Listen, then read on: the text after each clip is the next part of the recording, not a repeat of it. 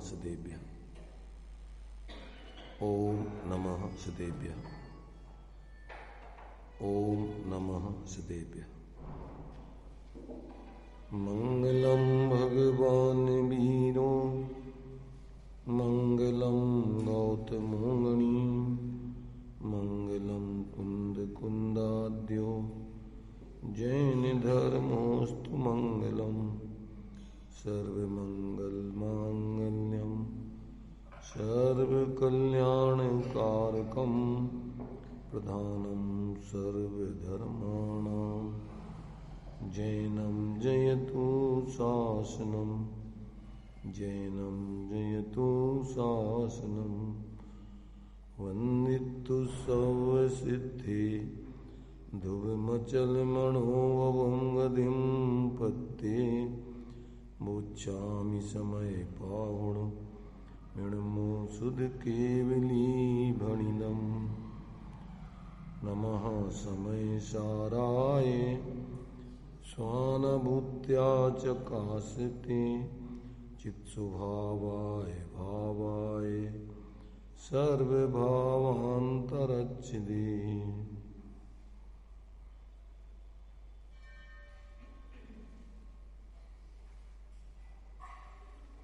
चर्चा अपनी अब कर्ता कर्म अधिकार के माध्यम से प्रारंभ हुई है। ये कर्ता कर्म अधिकार के अंतर्गत अभी जो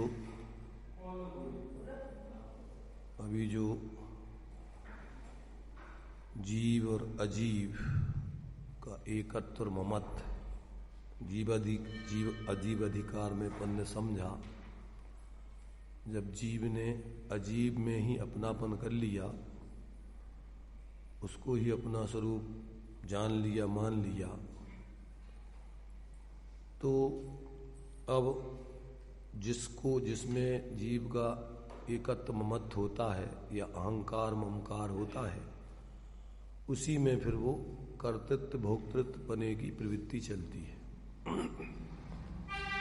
तो फिर जिस रूप वो हो गया, जिसका वो स्वामी बन गया, अब उसी को करेगा, भोगेगा। तो अब उसी अजीब का कर्ता भोक्तापना इसका चलता है। और जिसमें एकत्व ममत्व है, कर्तृत्व भोक्तृत्व है, उसी की सावधानी जानना देखना भी निरंतर उसी का चलता रहता है। उसी की सावधानी और ताकत भी पूरी उसी में लगती रहती है।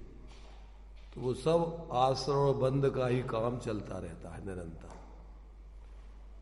जब जीव अपने को शरीर आदि अजीब रूप मान लेता है, जान लेता है, और उसी का अपने आप को कर्ता भोक्तापना, उसी के कार्यों में निरंतर सावधानी बरतता है, उसी को निरंतर अपने भोक्तापने का विषय भी उसी को बनाता है, तो फिर निरंतर ज्ञान, अपना दर्शन उसी को देखता जानता रहता है, उसी में सावधानी बरतता रहता है, ताकत भी उसी में लगती रहती। तो निरंतर जो है ऐसा इसका ये आश्रय का द्वार, बंध का द्वार खुला रहता है। एक क्षण को भी ये न तो अपने स्वरूप को देखता जानता है, न उसका अनुभव आदि करता है। इसलिए वो सारा का सारा पूरा पराधीन जीवन कर्ता भोक्ता आदि बनेगा जीव का चल रहा है। अब उसी बात को यहाँ पर कि ये जीव और अजीव ही एक कर्ता कर्म के बीच में अब यहाँ प्रवेश कर रहे हैं।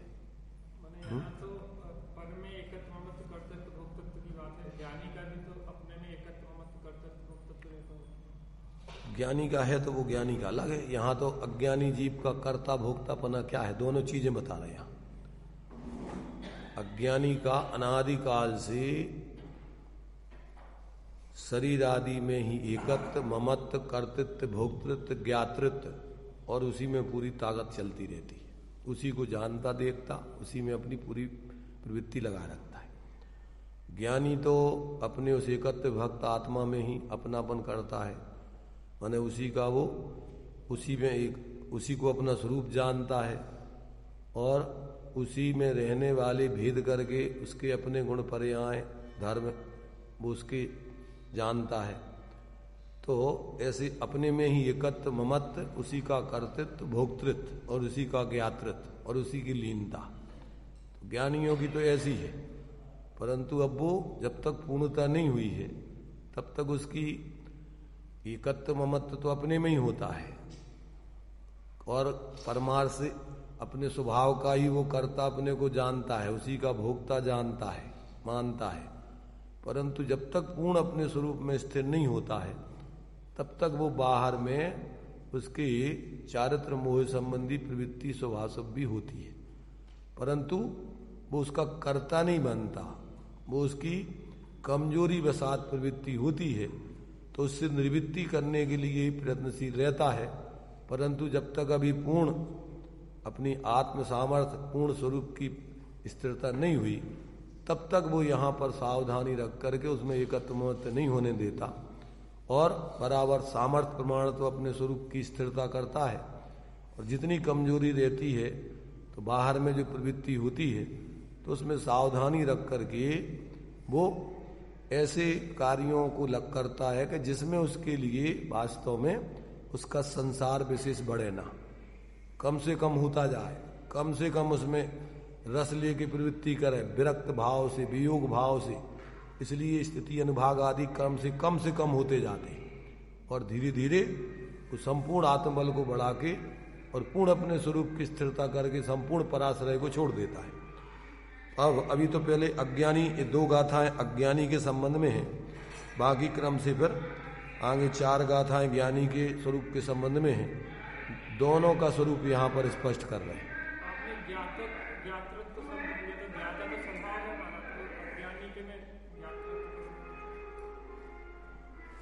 पर्याय में जो है ज्ञाता स्वभाव, द्रव्य स्वभाव ज्ञाता है, पर्याय का स्वभाव भी ज्ञाता है।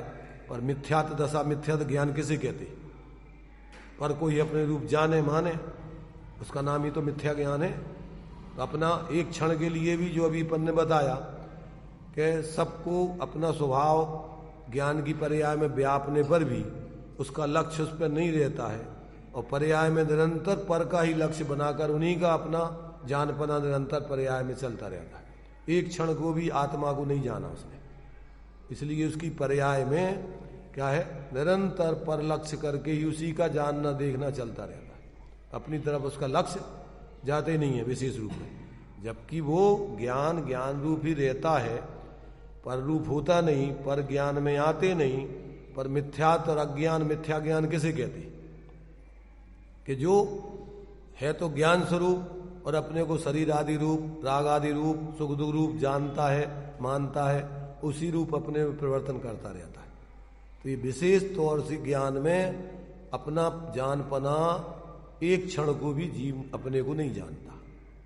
17वीं 18वीं गाथा की टीका में जो पढ़ा कि जीव अनादिकाल से आवाल गोपाल ज्ञान की पर्याय में अपना वो ज्ञायक आत्मा ही व्याप रहा है, फिर भी ऐसा होने पर भी उसका लक्ष्य उस पर नहीं रहता है, ऐसा अपना अनुभव नहीं करता है और निरंतर अपने लिए भ्रम रूप शरीर आदि रूप ही अनुभव करता है ज्ञान में। तो ऐसा उसके विशेष ज्ञान में एक क्षण को भी वो अपना सेवन नहीं करता, अपने आत्मा को नहीं जानता। ऐसा परमार्थ से स्वभाव होने पर भी उसके ज्ञान की पर्याय में ऐसा मिथ्यापना निरंतर चलता रहता है, एक क्षण को भी अपने को ज्ञान स्वरूप अनुभव नहीं करता है। ऐसा जो है ये भ्रम मिथ्या दृष्टि के ज्ञान में चलता रहता है।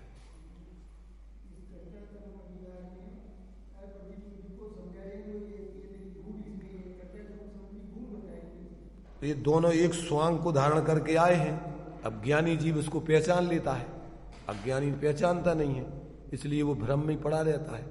तो यहाँ तो माने उसकी भूल बता करके ज्ञानी बना करके कर्ता कर्म अधिकार में दोनों को स्वतंत्र करके जीव की अज्ञानता को निवारण करने के लिए सब बातें चल रही।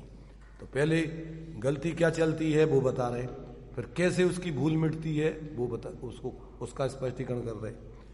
अब ये गाथाएं चालू होती हैं। कल अपन ने ज्ञान जो है यथार्थता को जान लेता है, जागृत ज्ञान, भेद विज्ञान, और उसी की महिमा करके और फिर इस अधिकार का प्रारंभ किया गया है। तो अब जो है 69-70वीं गाथा है ये, इन दोनों गाथाओं को पहले पढ़ते हैं और अज्ञानी उसमें क्या भूल करता है उस बात को यहाँ पर दर्शाया गया है। जावण विधि विशेषंतरंतु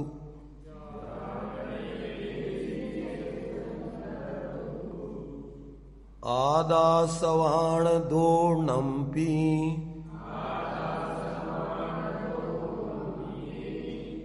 अन्नानि तावदसु कोहादिषु बट्टदे जीवो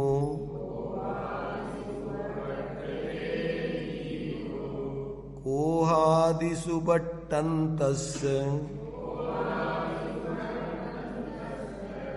तस्य कम्मस्य संचयो होदि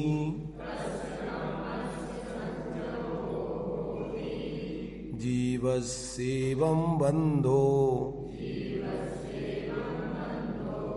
भणिदो खलु सव्यदर्शिः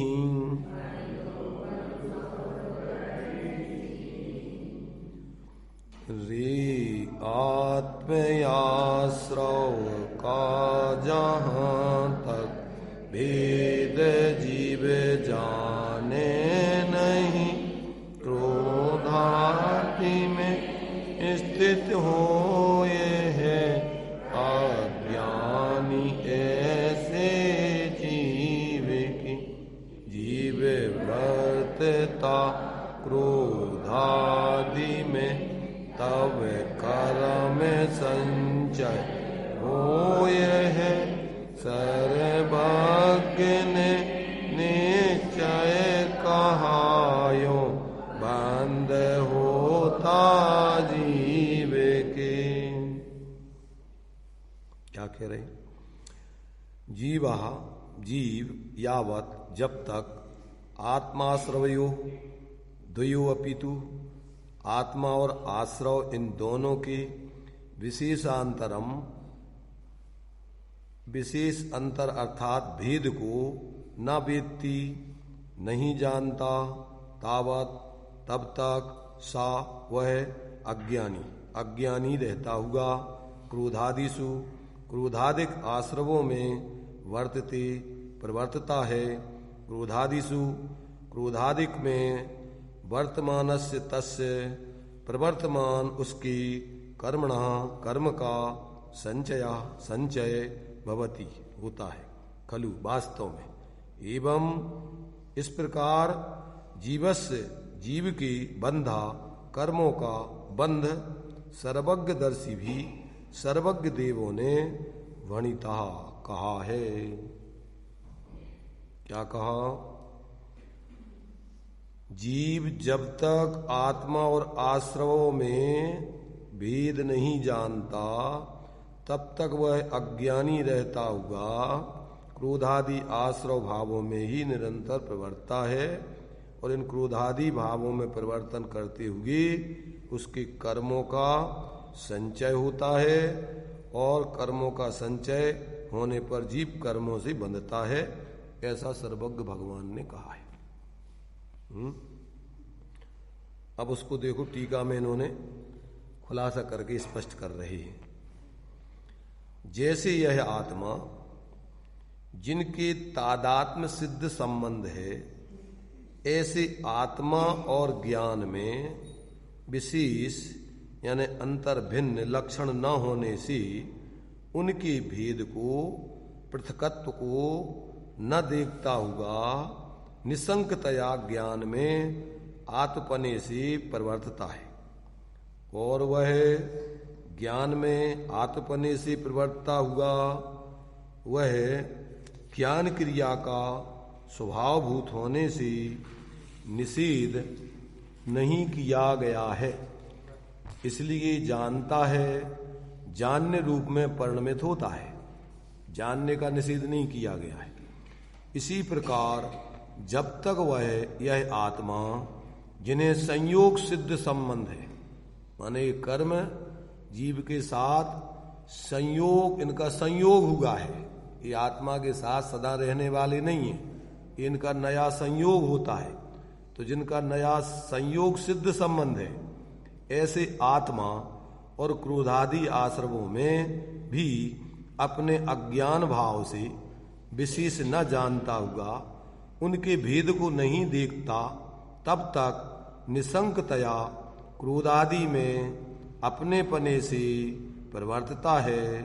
और वहाँ क्रोधादि में अपने पने से प्रवर्तते हुए आत्मा को वह यद्यपि क्रोधादि क्रिया का परभावभूत होने से निषेध किया गया है, माने क्रोधादि क्रिया परभाव रूप होने से उसका निषेध किया गया है, तथापि स्वभावभूत होने का उसे अध्यास भ्रम हो जाता है। क्या हो जाता है उसको? आश्रमों में ये मेरा यही स्वभाव है, ऐसा उसको अध्यास माने भ्रम हो जाता है, विपरीत अभिप्राय हो जाता है। और ऐसा विपरीत अभिप्राय होने से क्रोध रूप परिणमित होता है, राग रूप परिणमित होता है, मोह आदि रूप परिणमित होता है।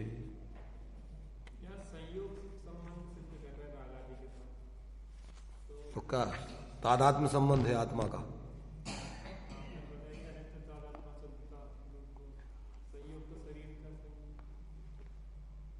अनित्य तादात्म्य संबंध है तो भी पढ़ के आए ना, मोक्ष में भी होने चाहिए, पर्याय तो वहां भी रहती है अनित्य। अगर अनित्य तादात्म्य संबंध है राग आदि का आत्मा के साथ, तो फिर मोक्ष में भी तो पर्याय के अनित्यपना चल रहा है, वहां भी रहने चाहिए। अभी पढ़ के क्या आए कि जैसा जैसा इनका है वो सब अजीब ही है, पूरे अजीब में खाते में डाले, 29 भाव काय में डाले। अभी जितने भी वर्णादिक से लेके गुणस्थान पर्यंत के जितने भाव हैं उन सबको काय में डाला? अजीब में डाला कि जीव में डाला? सिद्ध और हेतु से सिद्ध किया कि अगर जीव के पर्याय रूप में भी अगर जीव के भाव हो तो मोक्ष में भी होने चाहिए जीव के, वहां नहीं रहते। इसका मतलब ये पर्याय की भी स्वभाव नहीं है, ये सब इसलिए सब पुद्गल के संबंधित हैं, जितने भाव वो सब पुद्गल के ही हैं इस न्याय से, ये आत्मा के भाव नहीं है। वर्ण आदि से लेके गुणस्थान पर्यंत के भाव न तो जीव का द्रव्य स्वभाव है न पर्याय स्वभाव है। पर्याय स्वभाव वीतरागता है, सर्वज्ञता आदि है, और द्रव्य स्वभाव उसका एक रूप रहने वाला ध्रुव स्वभाव, सामान्य स्वभाव, नित्य स्वभाव, अभेद स्वभाव, ये उसका द्रव्य स्वभाव है। न तो उसका द्रव्य स्वभाव है न पर्याय स्वभाव है। तो जिसके निमित्त से होते हैं वे सब उसी के खाते में चले जाते, वे सब वही हैं। तो पर्याय में ये सब आश्रव आदि भाव विभाव भाव है, ये आत्मा का स्वभाव नहीं है, न द्रव्य स्वभाव न पर्याय स्वभाव।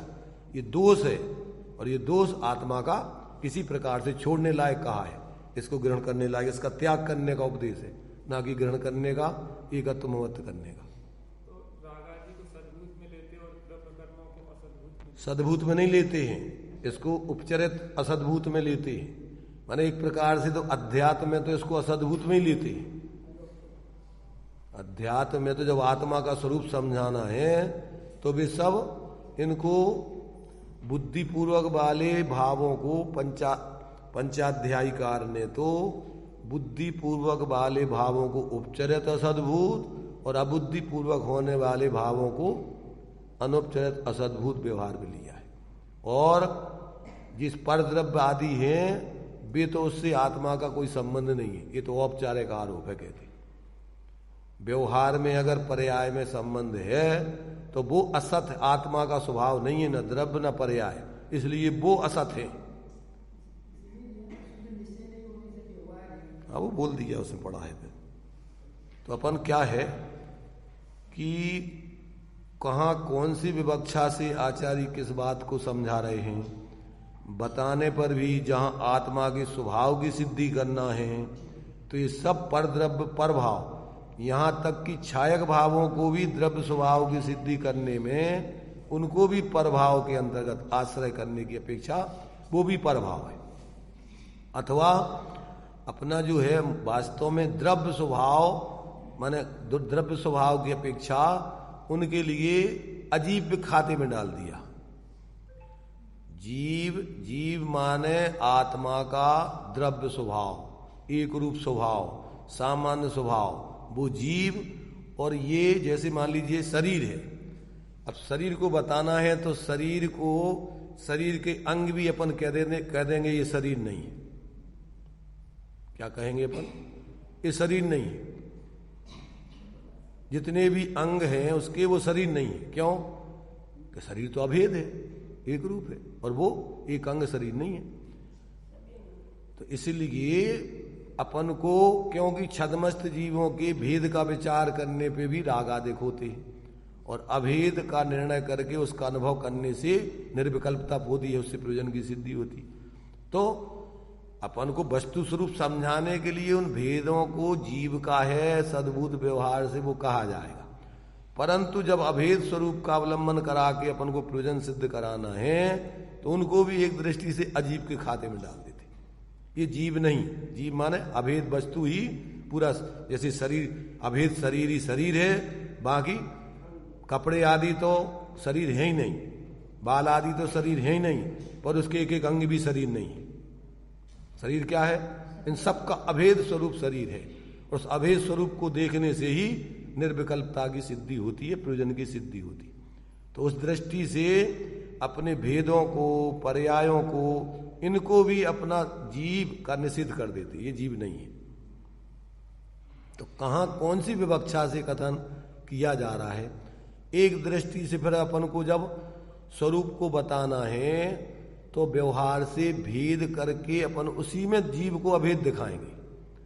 देखो, अंगों में अंगी विद्यमान है, तो अपन जब देखते हैं, जब दृष्टिकोण है ये, जब भेद करके देखेंगे तो अपने लिए फिर शरीर नहीं दिखाई देगा, एक एक अंग दिखाई देगा। और जब उसी अंगों में अपन अभेद करके देखेंगे तो सब में अपन को एक द्रव्य दिखाई देगा। उसके लिए अपन जब देखते हैं कि जब कोई भूकंप आदि आ जाए और लोग दबे हुए पड़े हुए हैं और थोड़ा सा किसी के हाथ दिख रहा है, तो उस हाथ को देख करके अपन कहते भैया यहाँ पर एक बच्चा दबा हुआ है, यहाँ पर कोई महिला दबी हुई, यहाँ कोई व्यक्ति पुरुष दबा हुआ है। और इसमें इतना भी देख लेते हैं कोई बूढ़ा पुरुष है कि जवान पुरुष है, कैसे देखा? दिख गया तुम्हें, पूरा आदमी के नहीं दिखा, क्योंकि वो एक एक अंग उसका पूरा, उसमें पूरा अंगी का प्रतिनिधित्व है। तो जब अपन एक एक अंग से अंगी को देखते हैं तो फिर अपन को पूरा अंगी दिखता है, वो अकेला अपन हाथ नहीं दिखता उसमें, अपन को आदमी दिखता है उसमें, औरत दिखती है, बच्चा दिखता है, बूढ़ा दिखता है, जवान दिखता है, बालक दिखता है। ये कैसे देखा? क्योंकि उसमें पूरा का पूरा वो पूरी अभेद वस्तु व्याप रही है। तो ये दृष्टिकोण है। जब आप अंगों को देखोगे तो फिर पूरी वस्तु नहीं दिखेगी। इसलिए वो तो आपने जब हाथ देखा तो हाथ देखा माने शरीर नहीं देखा तुमने, और उसी में जब अपन को दृष्टिकोण बदलोगे तो क्या होगा कि उसी में आपको पूरा शरीर दिख जाएगा। तो ये जब शरीर देखोगे तो आपके लिए पूरी वस्तु दिखेगी परोक्ष रूप में भी, और जब उसको निकाल दोगे माने मिट्टी के ऊपर करके तो पूरा आपको, जैसा आपने परोक्ष अनुमान ज्ञान में जाना वैसे ही आपको पूरा आदमी उसमें दिखाई देगा। ऐसे ही अपन को ऐसा अपना जो अभेद स्वरूप है भेदों से, व्यवहार आदि से समझाया जाता है, पर अनुभव करना है तो अपन को भेदों को गौण करके उसमें अभेद वस्तु को देखोगे जब पूरी वस्तु दिखेगी। समझ में आ रही कि नहीं? अभी अपन क्या करते हैं? अभी तो अपन अपने को भूले हुए हैं। अभी तो अपन शरीर आदि संयोगों को, आश्रव आदि को ये आत्मा मान रहे। अभी आत्मा का तो अपन को जो लक्षण बता रहे कि ये ज्ञान लक्षण से आत्मा लक्षित होता है, ज्ञान का निषेध नहीं करते, उस ज्ञान में ही पूरा आत्मा व्याप रहा है। जो जहां जहां ज्ञान वहां वहां आत्मा, और जितना आत्मा उतना ज्ञान। ज्ञान कितना है? ज्ञान की परिभाषा, गुणों की ज्ञान किसे कहते हैं या गुण किसे कहते हैं? जो द्रव्य के संपूर्ण भाग और संपूर्ण अवस्थाओं में व्याप है उसका नाम गुण है। तो एक गुण से पूरा गुणी प्रसिद्ध होता है। अब वो गुणी दिख नहीं रहा अपन को, तो जो दिख रहा है प्रकट लक्षण क्या है? ज्ञान।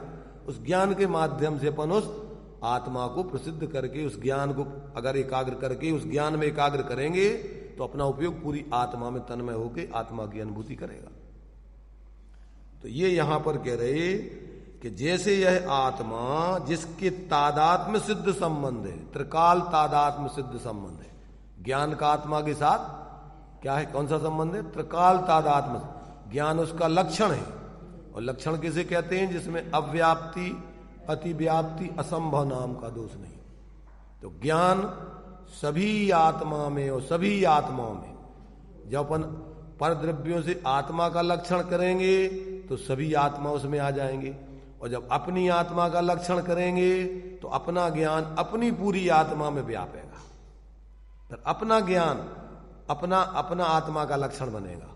और उस प्रसिद्धि आत्मा की कब होगी? कि जब उस ज्ञान को अंदर ज्ञान स्वरूप आत्मा में एकाग्र करेंगे तो निर्विकल्प होकर आत्मा की प्रसिद्धि होगी। अभी तो ज्ञान से सिद्धि होगी, और फिर अंतर में जब अपन उसको एकाग्र करके निर्विकल्प पूरी आत्मा का अनुभव करेंगे तो आत्मा की प्रसिद्धि होगी। तो मिथ्यात्व का नाश होगा, अज्ञान का नाश होगा, और क्रम से रागादिक का भी उसमें स्थिर होकर के नाश होकर और उसी में लीन होकर के पूर्ण वीतरागता की सिद्धि होगी। तो ये अपन को क्या है कि इसके लिए थोड़ी बुद्धि को ये बता रहे कि अगर अपने लिए आत्मा को समझना है तो उपयोग को पेना करना पड़ेगा, सूक्ष्म करना पड़ेगा। स्थूल बुद्धि से परलक्षी ज्ञान से आत्मा प्रसिद्ध नहीं होता है। आत्मा की सिद्धि तो अभी सविकल्प ज्ञान में अपन आगम से, युक्ति तर्क से, अनुमान आदि से करेंगे, परंतु जब प्रसिद्धि करना है तो आत्मा तो अमूर्तिक है और इन शरीर आदिक से, रागादिक से पृथक है। तो अपन को अपने उपयोग को एकाग्र इससे उपयोग को हटाकर और अपने उस ज्ञान स्वरूप आत्मा में ही एकाग्र करके उसमें लीन करना पड़ेगा, तब जाकर के अपन को अतीन्द्रिय आत्मा की अनुभूति होगी। क्यों कि इंद्रियों के माध्यम से तो अपन को रूपी पदार्थ पुद्गल ही ज्ञात होता है, इसलिए इंद्रिय ज्ञान आत्मज्ञान नहीं है। इंद्रिय ज्ञान को वास्तव में क्या है, ये अज्ञान ही कहा है, माने क्योंकि ये ज्ञेयों से संबंधित होता है। परंतु अपन को सविकल्प ज्ञान में उस ज्ञान लक्षण से आत्मा की सिद्धि सविकल्प ज्ञान में आगम से पहले करेंगे कि हाँ, जो जान पना हो रहा है जहां वो आत्मा, ये शरीर आदि और ये रागादिक आश्रव हैं और ये शरीर आदि पुद्गल हैं, तो ये उनके लक्षण अलग हैं। जीव का लक्षण ज्ञान है, जीव का लक्षण आश्रव नहीं है। अगर आश्रव जीव का लक्षण बनाए तो कौन सा दोष आएगा? रागादिक आत्मा का लक्षण बनाए तो आत्मा में व्याप्ता नहीं है, न तो सभी आत्माओं में व्याप्ता है और न अपनी पूरी आत्मा में व्याप्ता है। संसार दशा में तो अपने में व्यापेगा, परंतु जो अपन स्वरूप आराधना करके पूर्ण राग द्वेष से रहित होकर 10वें गुण स्थान के बाद अपनी आत्मा में भी राग आदेश नहीं रहेगा, तो लक्षण का अभाव हो जाने से लक्ष्य आत्मा का भी अभाव हो जाएगा। इसलिए इन सब बातों को अपन को यहां न्याय से आचार्य हर बात की सिद्धि कर रहे हैं। और धर्म तुम्हारा जो है यहां से चालू होता है। पर द्रव्यों से भिन्न अपनी जब आत्मा की अनुभूति प्रतीति होगी, उसमें स्थिरता होगी, तो वहां से तुम्हारा रत्नत्रय माने वीतराग विज्ञानता रूपी धर्म, स्वभाव रूपी धर्म पर्याय में प्रकट होगा। और इसके अलावा बाहर में तुम कुछ भी करते रहो तो तुम्हारे लिए स्वभाव की सिद्धि, अपने आत्मा का स्वभाव प्रसिद्ध नहीं होगा पर्याय में। ना तो उसकी सम्यक दर्शन होगा, न सम्यक ज्ञान होगा, न सम्यक चारित्र होगा। क्योंकि सम्यक दर्शन ज्ञान चारित्र की परिभाषा पर द्रव्यंते भिन्न, आप में रुचि सम्यक्त, आपका जानपना सम्यक ज्ञान और आप में लीनता का नाम सम्यक चारित्र है। इसकी सिद्धि के लिए अपन को ये सारा व्यवहार है। इसको सिद्ध करो तुम, पर द्रव्यों से भिन्न अपनी आत्मा को इनके माध्यम से शास्त्रों से समझ के समझो। जितना भी व्यवहार है अगर तुम्हारे आत्मा को प्रसिद्ध करने का कारण बनता है, सम्यक दर्शन ज्ञान चारित्र को प्रकट करने का कारण बनता है, तो व्यवहार सम्यक है। और अगर वो नहीं है तो मूढ़ता है धर्म के नाम पे, क्योंकि उसमें धर्म तो प्रकट, धर्म माने वस्तु का स्वभाव, अब वो तो प्रकट होते ही नहीं उसमें तो निरंतर बहिर्मुखता से निरंतर संकल्प विकल्प राग देश चलते रहते। तो ये अपन को जब तक अभी पहले तत्व निर्णय नहीं हुए तो धर्म कहां से प्रकट हो जाएगा। इसलिए सम्यक दर्शन का लक्षण तत्वार्थ सिद्धांत है। क्या है सम्यक दर्शन का लक्षण? तत्वार्थ सिद्धांत। तो कैसा तत्वार्थ सिद्धांत? तत्वार्थ सिद्धांत माने स्वा को स्वा, पर को पर, हे को हे जानकर उससे निर्वृत्ति और उपादेय को जानकर उसमें प्रवृत्ति, उसका नाम तत्वार्थ सिद्धांत है। अकेली जानकारी कर लेने का नाम तत्वार्थ सिद्धांत नहीं है। तो ऐसा जब तक जीव को ऐसा वस्तु स्वरूप का विपरीत ज्ञान श्रद्धान आचरण नहीं होता, तब तक उसके जीवन में धर्म की प्रवृत्ति नहीं होती। तो अब यहां ये बता रहे कि जीव अनादिकाल से अज्ञान दशा में किसका कर्ता बना हुआ है और क्या उसका कर्म है।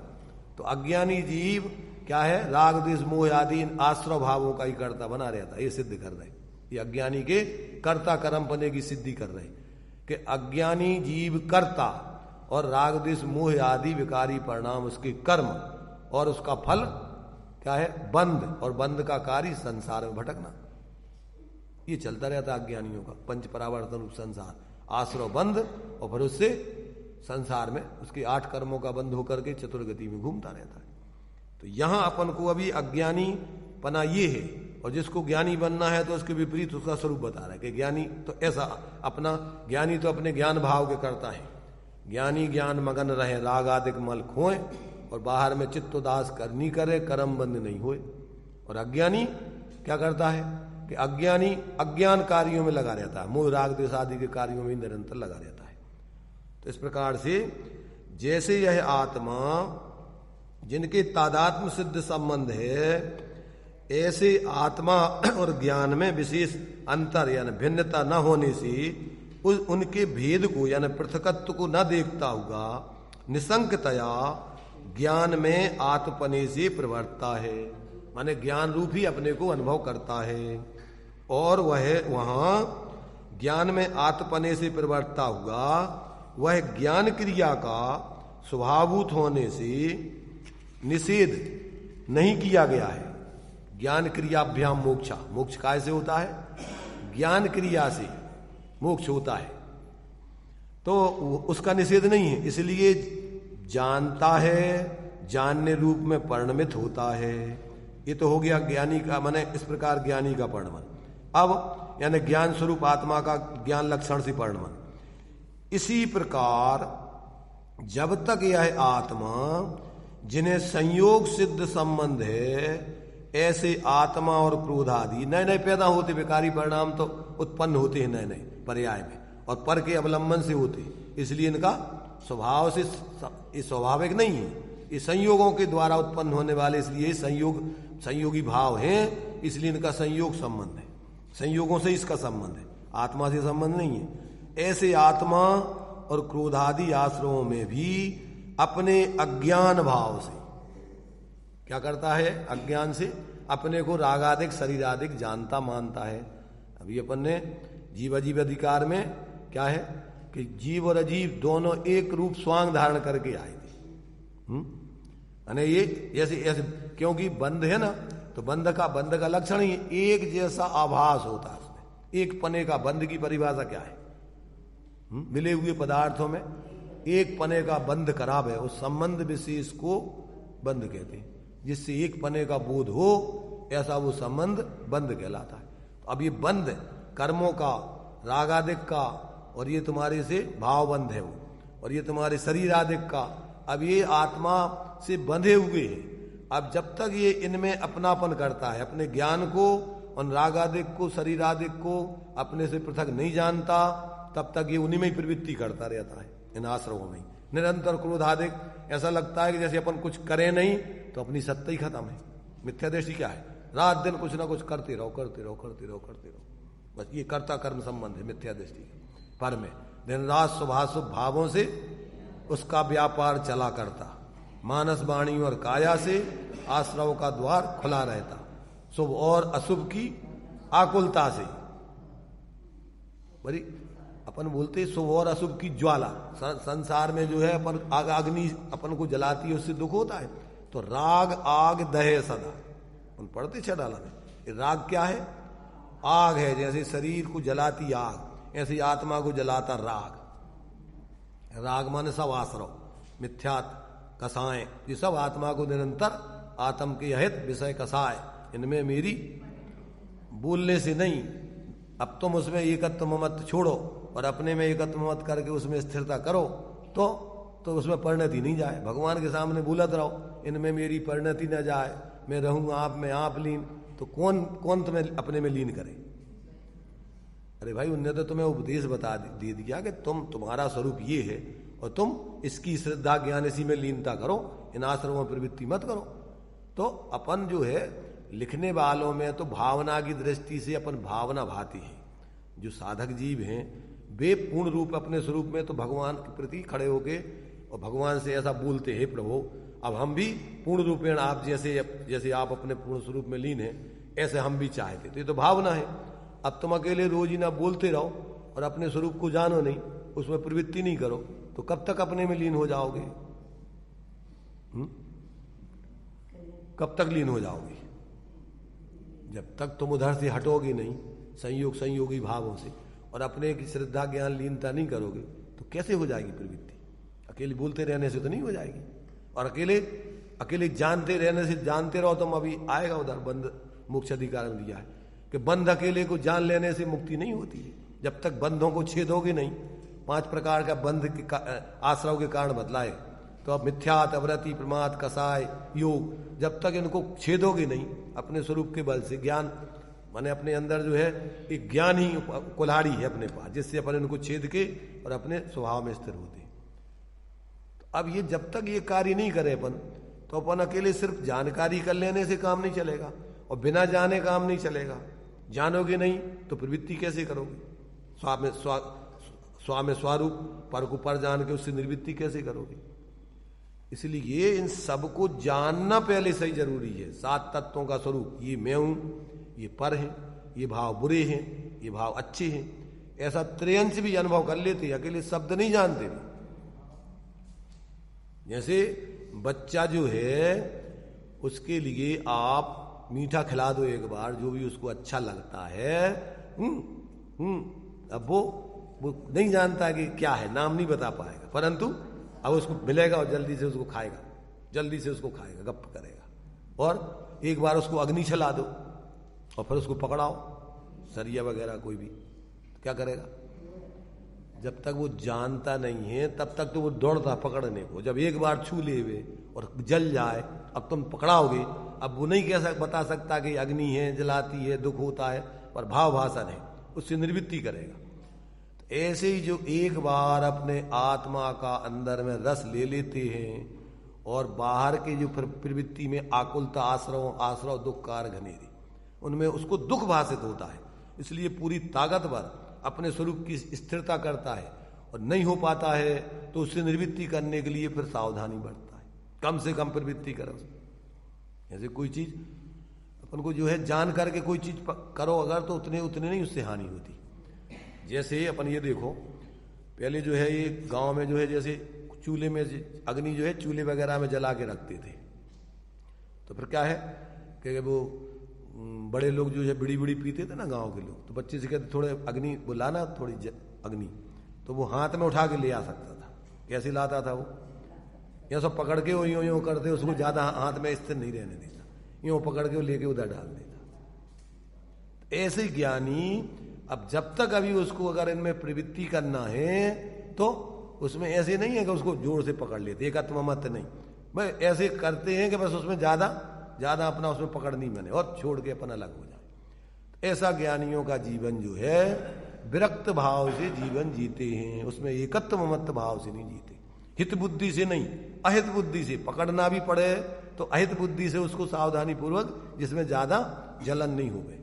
तो ऐसा जो है यहां पर अपन को अज्ञानी और ज्ञानी का भेद बता रहे कि ये जैसे ज्ञानादिक में प्रवृत्ति परिणमित करने का निषेध नहीं है, उसी प्रकार जिन्हें संयोग सिद्ध संबंध है ऐसे आत्मा और क्रोधादि का आश्रवों में भी अपने अज्ञान भाव से विशेष न जानता हुआ, उनके भेद को नहीं देखता, तब तक निसंकतया क्रोधादि में अपने पने से प्रवर्तता है और वहां क्रोधादि में अपने पने से प्रवर्तता हुआ वह, यद्यपि क्रोधादि क्रिया का प्रभावभूत होने से निषेध किया गया है, आश्रवों का निषेध किया गया है कि इसमें प्रवृत्ति नहीं करने चाहिए, फिर भी अज्ञानी जीव का क्या करता है, निषेध किया गया है, तथापि वो स्वभावभूत होने का उसे अध्यास होने से, माने वो अपना स्वभाव का भ्रम हो जाने से, निरंतर उसी में प्रवृत्ति भ्रम हो जाने से क्रोधादि रूप परिणमित होता है, राग रूप परिणमित होता है, द्वेष रूप मोह रूप परिणमित होता है। निरंतर जीव उन्हीं में, उन आश्रमों में एकत्र बुद्धि करके रात दिन उन्हीं में प्रवृत्ति करता रहता है, तीव्र मंद कसाय और तीव्र कसाय। तो अब यहां जो यह आत्मा अपने अज्ञान भाव से ज्ञान भवन मात्र सहज उदासीन ज्ञाता दृष्टा मात्र अवस्था का त्याग करके, माने अपने उस ज्ञाता दृष्टा पने रूप तो रहता नहीं और क्या करता है, निरंतर अपने उपयोग को आश्रव आदि में प्रवृत्ति करते हुए जोड़े रखता है। अवस्था का त्याग करके अज्ञान भवन व्यापार रूप अर्थात क्रोधादि व्यापार रूप प्रवर्तमान होता हुआ प्रतिभासित होता है। क्या सा होता है? ऐसे लगता है जैसे अपन इसी रूप हो गए हो। किस रूप हो गए हो? बिल्कुल रागादिक रूप ही हो गए हो, उसमें द्वैत ही भाषित नहीं होता उसको। जिस समय अपन को कसाय में या जो भी कसाय में रागादिक में खाने पीने में प्रवृत्ति करते हैं तो अपन को वो खाने का गे जो दो दोष बताए ना, गे ज्ञायक संकर दोष और भाव भावक संकर दोष। गे माने परद्रव्यों में और ज्ञान में, और भाव भावक माने रागादिक में और ज्ञान में, भेद नहीं करके सब में एक पना। जैसे पशु होता है तो पशु जैसे क्या करता है, घास को भूसा को और दाने आदि को मिला करके एक मान करके खाता रहता है। ऐसे ही अज्ञानी जीव गे रागादिक और ज्ञान सब एक मेक करके ऐसा लगता है जैसे सब एक ही हो, भिन्नता भाषित उसको नहीं होती।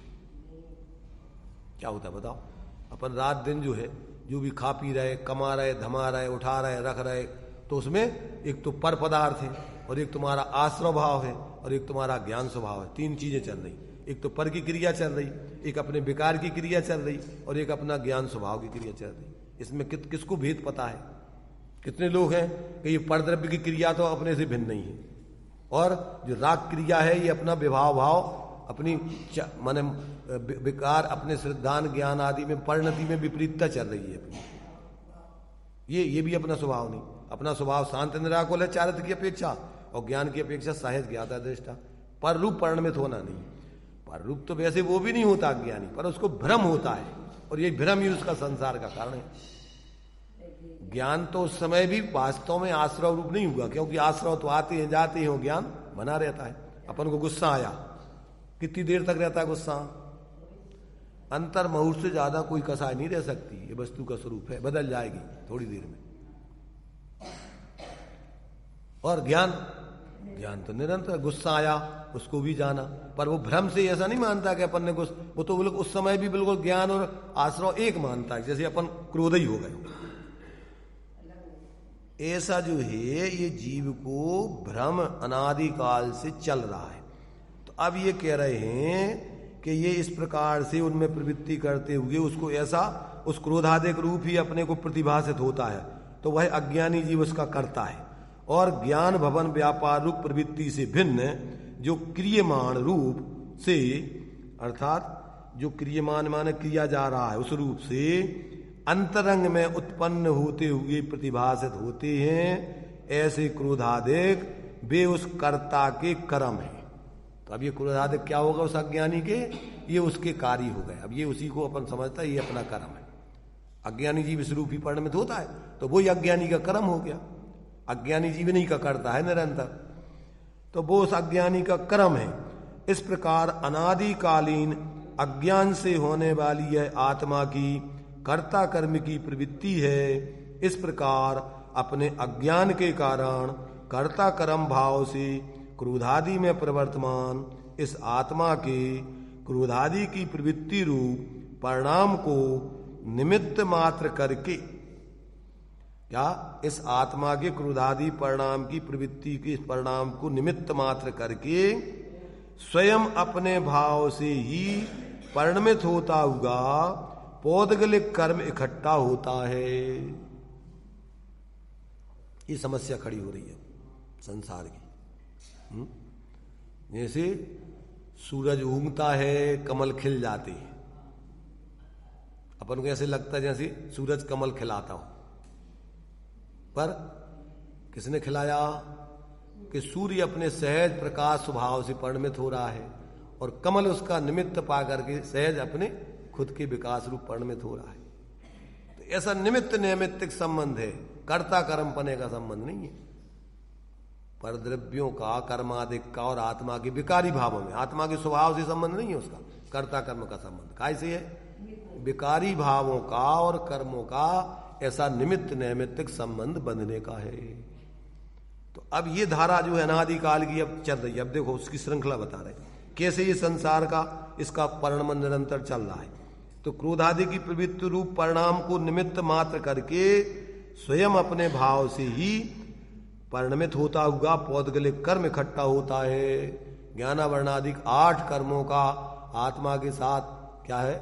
आश्रव होकर के बंद हो जाता है, एक क्षेत्रावगाही संबंध। इस प्रकार जीव और पुद्गल का परस्पर अवगाह जिसका लक्षण है, एक क्षेत्रावगाह संबंध जिसका लक्षण है, ऐसा संबंध रूप बंध सिद्ध होता है। क्या हो गया अब ये? अब जीव का कर्मों के साथ एक क्षेत्रावगाह रूप से बंधन हो गया।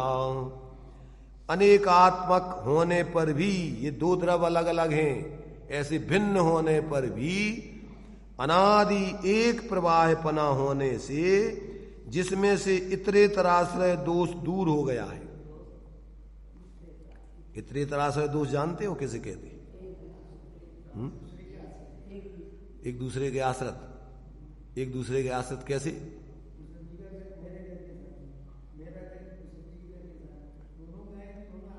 कहते ऐसा दोष नहीं है इसमें, ऐसा नहीं है। ये जो इस प्रकार से है कि जो भाव हैं जिन कर्मों की बंध के कारण बने हैं और वे ही कर्म उस भाव के बंध के कारण, विकारी परिणामों को उत्पन्न करने के कारण नहीं बनते। देखो आगे बता रहे, कहते हैं कि उसमें इतने तरह से दोष दूर हो गया है, ऐसा वह बंध कर्म कर्ता कर्म की प्रवृत्ति का निमित्त जो अज्ञान भाव है उसका निमित्त होता है। जो तुम्हें अज्ञान पैदा होता है उसका निमित्त होता है बंध, बंधा हुआ कर्म। इसलिए वो इतने तराश्रय दोष का निषेध कर रहा है इसमें। कैसे? कि तुम्हारा जो पूर्वकृत कर्म के उदय होने पर और उसमें तुम्हारे लिए जो एकत्व हो जाने पर, उस रूप अपने को जानने पर, एक क्षेत्रावगाही संबंध होने से उदय होने पर उसमें जुड़कर जो तुम्हें अज्ञा माने कर्म आदि का और आत्मा का भेद नहीं होने से, उनमें अभेद मानने से आश्रव आदि का, उसमें तुम्हें जो अज्ञान भाव पैदा हुआ है, अब वो अज्ञान भाव तुम्हारे लिए नए मोह राग देश का कारण बनता है। अगर ऐसा अज्ञान नहीं हो तो मोह राग देश पैदा नहीं हो। तो अब ये क्या है?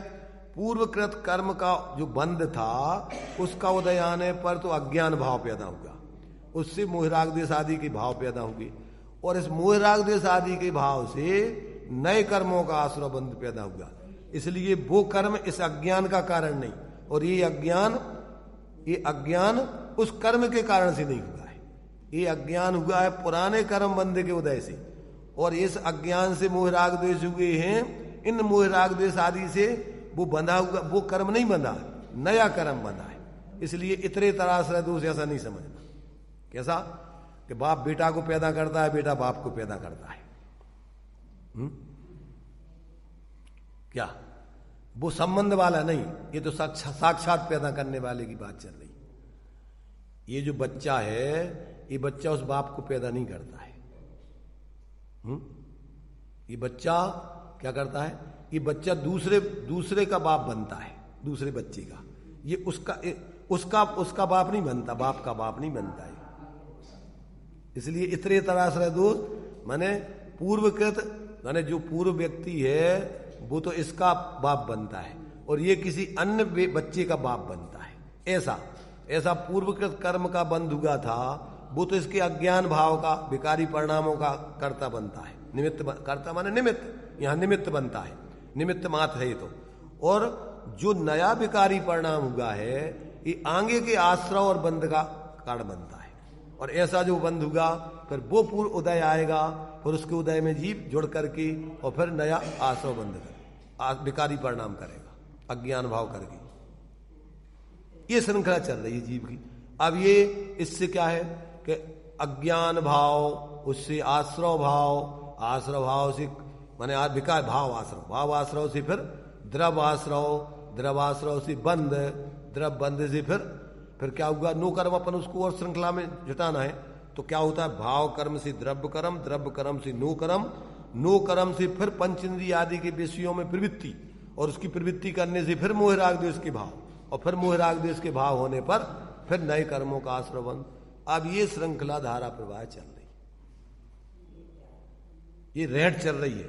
अब इसको तोड़ना है तो क्या करना कि भेद विज्ञान करो लक्षणों से कि तुम्हारा स्वरूप अलग है और ये राग आदिक भाव और शरीर आदिक तुम नहीं हो, और तुम फिर उसमें एकत्व मत छोड़ के और तुम अपने आत्मा में ही एकाग्रता करो, तो उससे कर्मों का उपशम क्षय उपशम होगा, और उससे क्या होगा कि तुम्हें अपने स्वरूप की अंदर में प्रसिद्धि होगी, और उससे प्रसिद्धि होने से तुम उसमें स्थिरता करोगे, तो फिर अब क्या है, जो जुड़ोगे नहीं तो नए कर्मों का आश्रय बंद रुकेगा, विकारी परिणाम रुकेंगे, विकारी परिणाम रुकेंगे तो उनसे द्रव्य कर्मों का आश्रय बंद रुकेगा, और उससे फिर आगे तुम्हारी श्रृंखला टूटेगी क्रम से। तो ये अपन को जब तक ये श्रृंखला का ज्ञान नहीं हो तब तक अपन मूढ़ता में कुछ निर्णय नहीं है, पागलों की तरह कुछ भी कर रहे हैं। इसलिए मिथ्या दृष्टि को क्या बताया, सत असत अभिशेषात यद द्रक्षोपलब्धिर उन्मत्तवत्, सत और असत के अविवेक से कि क्या तुम्हारा स्वरूप है, क्या तुम्हारे से भिन्नता है, ऐसा विवेक नहीं करके, सात तत्वों का निर्णय नहीं करके, और क्या करता है, सत असत अभिशेषात, उसमें अभिशेष भेद विज्ञान नहीं करके, यद मन माने यद द्रक्षोपलब्धि, जैसा भी मानता है अपने मनमाने तरीके से वैसी प्रवृत्ति करता रहता है। उन्मत्तवत्, कैसी प्रवृत्ति कर रहा है, पागलों की तरह प्रवृत्ति करता रहता है। तो अब जो है ये अपन को प्रक्रिया समझा रहे आचार्य कि भैया देखो ये प्रक्रिया तो ये है। अब तुम जब तक अगर ज्ञान से भेद विज्ञान नहीं करोगे, पहले तो आगम से समझो, क्योंकि सर्वज्ञ के अलावा इस वस्तु व्यवस्था को कोई बता नहीं सकता है। कौन जान सकता इस व्यवस्था को, कर्म दिखते नहीं, ना तो वैज्ञानिक देख सकते उन कर्मों को, इतने सूक्ष्म हैं कि ना तो विज्ञान को दिखते हैं और ना अन्य कोई छदमस्त जान सकता है। उसके लिए तो भगवान सर्वज्ञ पूर्ण रूपेण जान सकते हैं, और ये व्यवस्था कैसी संसार की चल रही है ये भगवान ही बता सकते हैं। इसलिए सबसे पहले ताते जिनवर कथित तत्व अभ्यास करीजिए, और फिर संशय विभ्रम मोह त्याग आपो लख लीजिए। यहां से धर्म का मार्ग चालू होता है। जब तक आप सर्वज्ञ के आगम को अभ्यास नहीं करोगे, मनमाने तरीके से धर्म के नाम पर कुछ भी पाखंड करते रहोगे, ये सब गृहीत मिथ्यात्व में आता है। ऐसा भेद विज्ञान करके स्वरूप आराधना नहीं करके जो कुछ भी धर्म के नाम पे किया जाएगा उसको आचार्य गृहीत नया तुमने धर्म के नाम पे मिथ्यात्व ग्रहण कर लिया है। इसलिए जो 5-6 के संबंध में जो धर्म के साधन है, देव गुरु धर्म आप्त आगम पदार्थ, इन 6 के संबंध में जब तक आप एकांत विपरीत विनय संशय अज्ञान इनको धारण करके चलोगे तब तक आपका गृहीत मिथ्यात्व दूर नहीं हो सकता है। ये 5 प्रकार से अपन आलोचना पाठ में पढ़ते हैं कि एकांत विपरीत विनय के संशय अज्ञान को नय के बस होए घोर आग कीने बचते नहीं जाते कहीं ने। अब अकेले गीत गाते रहने से काम नहीं चलेगा, अकेली आलोचना शब्दों में बोलते रहने से काम नहीं चलेगा कि वो क्या है एकांत मिथ्यात्व, इनको छोड़ना है। तो छोड़ने के लिए क्या है वो एकांत, अब उसके लिए जो स्वरूप बताया भगवान ने उसको समझो। क्या है विपरीत, क्या है विनय, क्या है संशय, क्या है अज्ञान, निर्णय नहीं करना देव गुरु धर्म आप तागम पदार्थों के संबंध में। अब भैया अब हम कछु नहीं जाना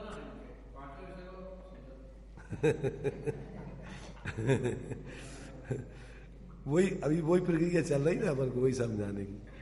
इन 5 का 6 के संबंध में स्वरूप वो पूरा ग्रंथ भावदीप का नाम का ग्रंथ लिखा है, उसमें एक चैप्टर पूरा अलग है वो।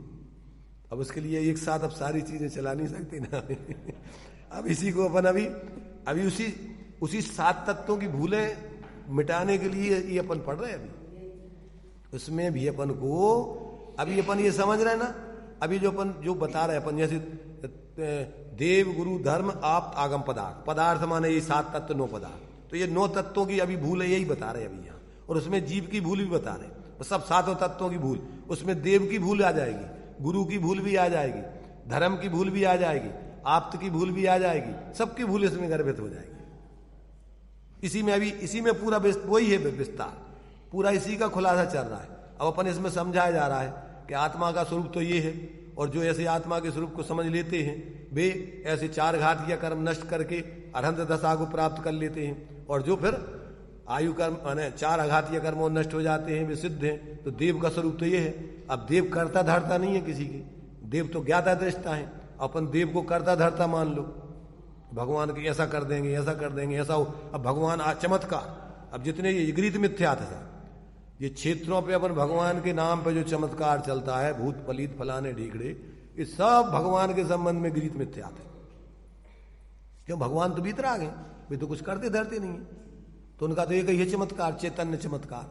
वे तो अपने चैतन्य को बता करके वो वे अपने चैतन्य में समा गए, तो वो तो अपन चमत्कार देखते नहीं है। और उनके ये जो मोही जीव है, मिथ्या दृष्टि, व्यंतर में अंतर जो, तो उनके चमत्कारों को भगवान का चमत्कार मानते, उसके चक्कर में पड़ते रहते हैं। तो ऐसा जो है ये जीव, ये दिया है 16 स्वप्नों में चंद्रगुप्त के भरत चक्रवर्ती कि इस काल में ऐसे भूत भूतड़े नाचेंगे और लोग उनकी पूजा करेंगे। सब यही चलेगा चमत्कार इस काल में, धर्म के नाम पे यही चमत्कार चलेगा। ये सब गृहित मिथ्यात है। तो ये देव के संबंध में गृहित मिथ्यात हो गया। देव ऐसे नहीं होते। भगवान की जो मूर्ति है वो भी बीतराग होती है, रागी द्वेषी नहीं बनाई जाती। और वो मूर्ति तो अपन ने भगवान के स्वरूप को समझने को रखी है, और कोई उसके संबंध में कुछ भी कल्पनाएं करना, वो सब गृहित मिथ्यात में आता है। उनको भगवान को अपन आदर्श के रूप में रखा है कि भगवान बीतराग सर्वज्ञ हैं, और इनने अपन को ये मार्ग बताया है, इसको अपन समझ के करें तो धर्म है। और धर्म के नाम पे कुछ भी करते रहें, वो सब भ्रम है, वो मिथ्यात है सब धर्म के बारे में। धर्म तो है बीतराग रूप, स्वाश्रय रूप। अब उसको अपन धर्म माने तो ये क्या है? गृहित मिथ्यात हो गया। इसलिए ये सारी चीजें अपन को, ये एक एक चीजें अपन को पूरे इस 9 अधिकारों में, इनमें सब में इसी का खुलासा कर रहे हैं कि तुम्हारा कर्तृत्व पना तो इसमें जो स्वभाव तो ये, इसकी कर्ता का ज्ञान जानने का निषेध नहीं है। आत्मा का स्वभाव जानने रूप कार्य है। आत्मा का काम मात्र जानना है, ये जानना काम है। ये राग द्वेष मोह करना, ये तो क्या है? ये तो आश्रव भाव है। तो ये आश्रव भावों का तो निषेध है, कर्ता पने का। ये तुम्हारा बेकारी भाव है, ये छोड़ने लायक है। अपने आश्रव भाव में धर्म मानो, यही भ्रम है। यही 7 तत्वों की भूल हो रही। अब यही तो सारी चीजें अपन को एक एक करके सारे दृष्टांत दे करके उसी का तो खुलासा कर रहे हैं पूरा। इन पूरे के पूरे अपन को आगे के जितने अभी कर्ता कर्म जीव अजीब की भूल बता दी। अब कर्ता जीव का कार्य क्या है और क्या मान रहा है, ज्ञानी अज्ञानी का कर्ता कर्म का स्वरूप बता रहे हैं, भोक्ता का स्वरूप बता रहे हैं कि क्या करता है क्या भोगता है। अज्ञानी जब ये करेगा तो उसका फल भी वही भोगेगा, आकुलता, और क्या भोगेगा। अज्ञानी का कर्ता कर्म ये है, और ज्ञानी का कर्ता कर्म ज्ञाता दृष्टा शांत निराकुल, ये कर्म है, और इसका फल निराकुलता है, शांति, आनंद है।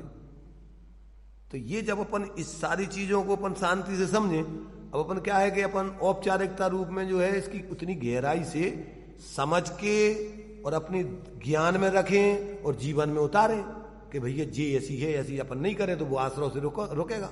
अभी अपन गृहित में त्याज अपन ने समझ लिया कि देव का स्वरूप ये है और ये नहीं है, गुरु का स्वरूप ये है, विषयासावसाती तो निरारंभ अपरिग्रह, ज्ञान ध्यान तपो रखता। साधुओं का स्वरूप अपने ज्ञान और ध्यान में लेना, और उनका कोई काम नहीं है, और कोई काम में लग रहा है आरंभ सारंभ के, वे साधु नहीं है। तो ये अपन अब साधु के नाम पे अनादिकाल से अपने को जीव ने ठगा है, दूसरों को नहीं ठगा। दूसरा तो मूर्ख होगा तो ठगा जाएगा, अगर समझदार होगा तो वो मानेंगे नहीं इनको कि ये धर्म के काम है, वो साधु के काम है।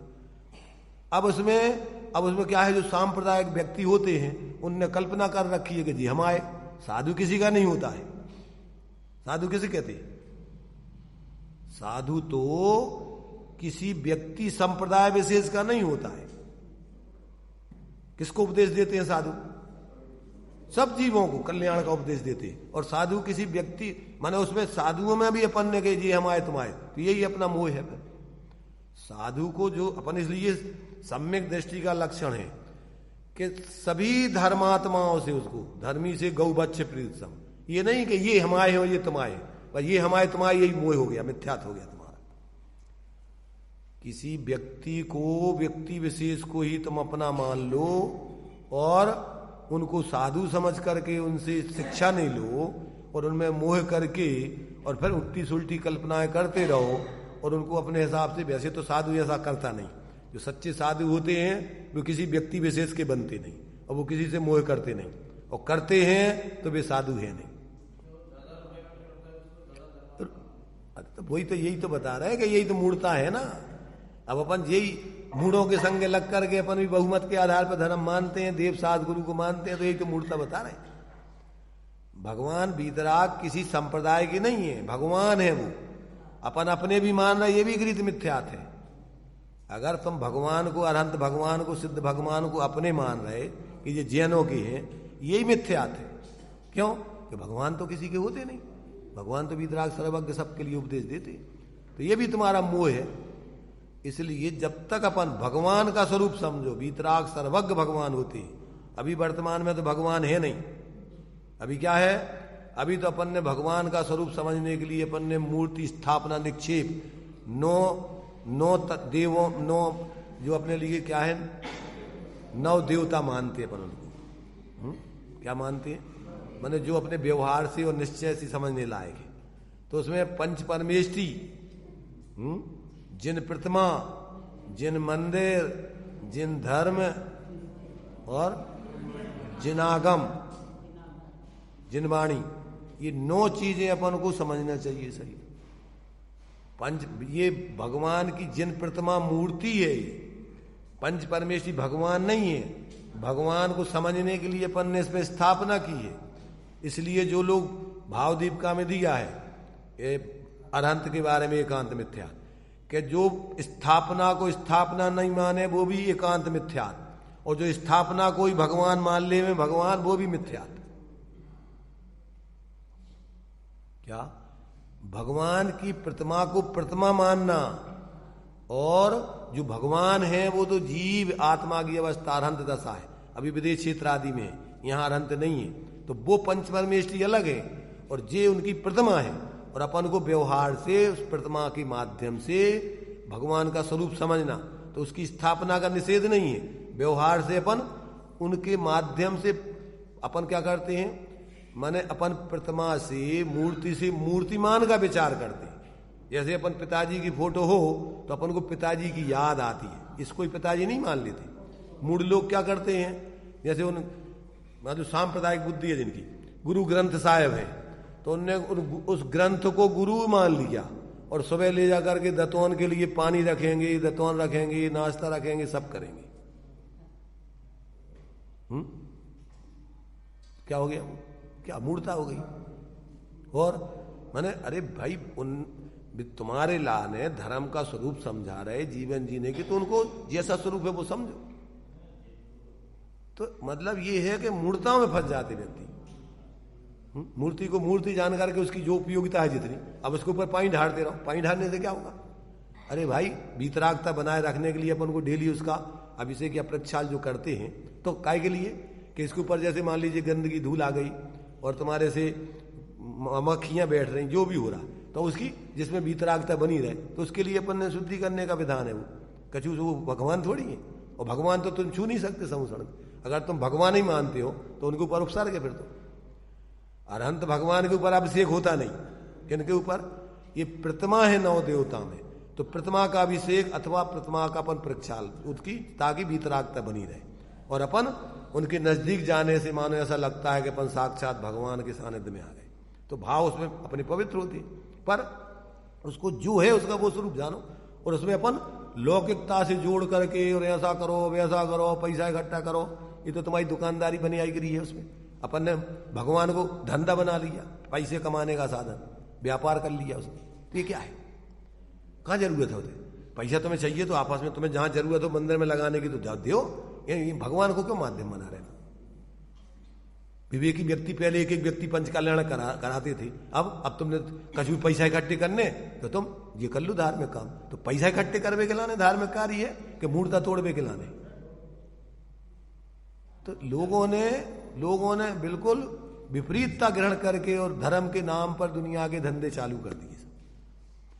इसलिए ये सब दुकानदारी धर्म के क्षेत्र में नहीं चलती। इसमें तुम्हारा और घृत मिथ्यात्व सेवन होता है। उससे तोड़ना तो था मूढ़ता, तोड़ना तो थी विपरीतता, और अपन ने उनको और विपरीतता का नया कारण बना लिया। इसी का नाम घृत मिथ्यात्व है। इसलिए जब तक अपन को धर्म का सही स्वरूप समझ में नहीं आएगा तो अपन ना तो व्यवहार अपना सही है और ना परमार्थ की तो सिद्धि होनी नहीं। तो जब तक अपन जो है ये अपना व्यवहार और निश्चय कि वास्तव में धर्म तो ये है और उस धर्म की सिद्धि के लिए प्रवृत्ति करना बाहर में वो व्यवहार है, और कछु के लिए करना वो सब भ्रम है और पाप का बंध होता है। उसमें तुम्हारे मोक्ष मार्ग प्रकाशक में लिखा है कि साहब ये बताओ कि अरहंत आदिक से भीतराग विज्ञानता की सिद्धि होती है तो ठीक है, पर कछु हमारा लौकिक प्रयोजन भी सिद्ध हुई है कि नहीं इनसे? क्योंकि हम तो भैया अब हम लौकिक आदमी हैं, तो हमारा ने तो अभी बाहर की व्यवस्था लौकिक व्यवस्था भी तो चाहिए, तो इससे हमारी उनसे सिद्धि कछु हुई है कि नहीं हुई है? तो क्या कहा कि वो सिद्धि तो ऑटोमेटिक तुम जब इनकी पूजा भक्ति और इनके मार्ग पर चलोगे तो साथ ही साथ पुण्य बंद होगा जब तक भीतराग नहीं बनोगे। तो तुम्हारी लौकिक सिद्धि तो लोक में सर्वोत्कृष्ट पद तो में मिलेंगे। लौकिक सिद्धि तो ऐसी होगी जो व्यक्ति जो अपनी बुद्धि से कमा करके नहीं कर पाएंगे, वो तुम्हारी व्यवस्था ऑटोमेटिक बनेगी। हाँ, ऑटोमेटिक। तो अब फिर कहते परंतु अगर इसके लौकिक सिद्धि होगी तो अपन पूजा करें, इस अभिप्राय से करोगे तो पाप का ही आश्रय बंद होगा। अगर धर्म साधना के लक्ष्य से इनकी साधना करोगे, पूजा भक्ति करोगे, तो साथ ही साथ पुण्य बंद होने पर तुम्हारी व्यवस्था बाहर की तो ऐसी अपने आप बन जाएगी। पर इसी लक्ष्य से उनकी पूजा भक्ति करोगे तो इससे तो पाप का बंध होगा। अभिप्राय तुम्हारा क्या है? इस बात को नहीं मानने वाले, देखो इस बात को मानने वाले थोड़े हैं, बिरले नहीं होंगे तो मोक्ष मार्ग ही खत्म हो जाएगा। इसलिए होंगे, ये मार्ग कभी नहीं रुकेगा, परंतु बिरले है धर्म को। तो अपन को चिंता नहीं है, क्योंकि ये करता धरता तो कोई किसी का है नहीं। जो मानने वाला है उसका हित होगा, जो नहीं मानेगा वो भटकता रहेगा। तो इसमें गलत हानि किसकी है? उसी की। इसलिए ना तो बताने वाले को इसकी चिंता या उसका कर्तृत्व स्वामित्व होता है कि सब मान ही लेने, और ना समझदार लोगों जो उनमें जो समझदार होते हैं वे सब ऐसे होते हैं कि नहीं माने। जिनकी होनहार अच्छी है वे मानते हैं, जिनकी होनहार अच्छी नहीं वे नहीं मानते। तब उसमें व्यवस्था है। तो ये अपन को सारी बातें यहाँ पर आचार्यों ने स्पष्ट करके लिखी हुई हैं। कहीं कोई भ्रांति, कहीं कोई लाग लपेट उन्होंने नहीं छोड़ा। क्यों? कि उनको और कोई लौकिक प्रयोजन नहीं है, कोई किसी प्रकार ख्याति लाभ पूजा का भाव नहीं है, कोई मान सम्मान नहीं है। उनको तो अपना कल्याण करना और दूसरे पात्र जीव हो तो उनको सही रास्ता बताना। तो इसको अपन शांति से समझें और समझ करके फिर अगर सही समझ में आ जाए और अपन को अपना हित करना है तो जीवन में आए बगैर रहेगा नहीं। अपन ने समझ लिया कि जहर है, तो अपना अगर मानना नहीं है तो अपन क्या करेंगे? नहीं खाएंगे। ऐसे ही अपन को जिसमें अपना अहित है चतुर्गति में भटकना पड़ेगा, और जिनको अपना हित करना है तो वो उससे बचेंगे, अपनी शक्ति प्रमाण करेंगे, आगे पूर्णता की भावना रखेंगे कि अपन को वास्तव में यही काम हित में। और जब करेंगे तो उसका तो अलौकिक आनंद आएगा। तो फिर तो वो कहने की जरूरत नहीं है, फिर तो भी स्वयं दूसरों को समझाएंगे। जब तक अभी अंदर का स्वाद नहीं आया तब तक तो अपन को थोड़ा अभी उसमें थोड़ी मेहनत लगती है। और जैसे ही एक बार व्यक्ति अंदर से जुड़ गया फिर तो वो दूसरों को समझाएगा कि भैया अरे आ जाओ भैया, ये है धर्म, अपन कहाँ भ्रम में। हम भी ऐसे ही, जितने आचार्य उनने लिखा भी पहले वो भी भ्रम में थे, पर उनने समझा, उनको आनंद आया तो उनने सोचा भैया सब जीव समझे। चलिए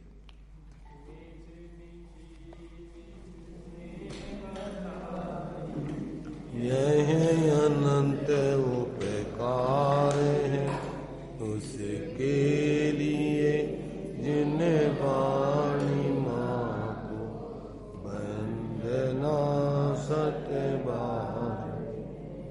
इसके लिए जिन वाणी माँ को वंदना सतबार।